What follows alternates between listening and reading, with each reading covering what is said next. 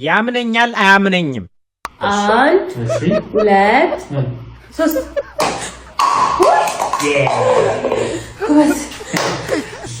እኔን ቁጥር ሰምቼ ቁጥራለሁ።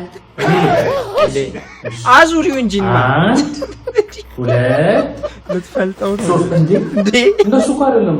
አዙሪው ሲጀምር ለምን እንደዚህ ነው የሚመጣው? ማን ነው እንደና ምትመጣ?